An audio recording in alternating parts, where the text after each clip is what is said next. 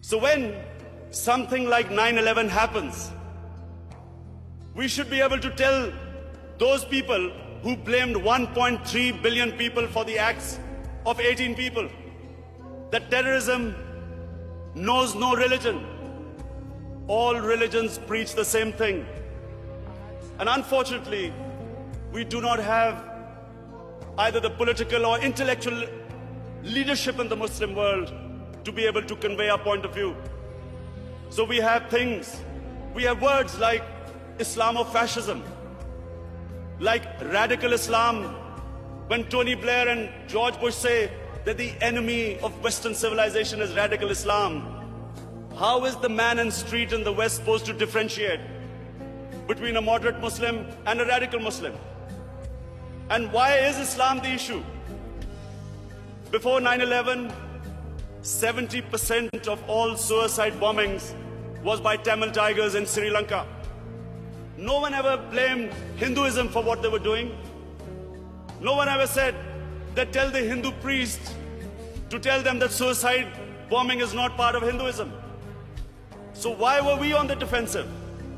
How is suicide bombing anything to do with any religion?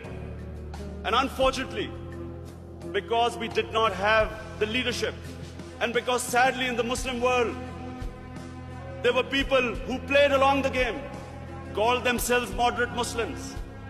We had military dictators, in order to get Western support, called themselves enlightened moderates, perpetuating this image that perhaps it's something to do with Islam or radical Islam.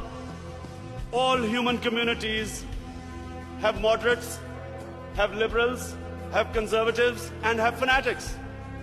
Islam also has its fanatics, but the moderate majority is always liberal, because our religion preaches, our religion accepts other communities and other religions.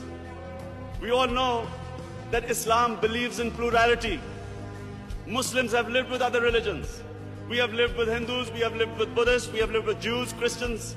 We accept, as the Quran says, Allah says in the Quran that it is through His will that we are distributed in different communities.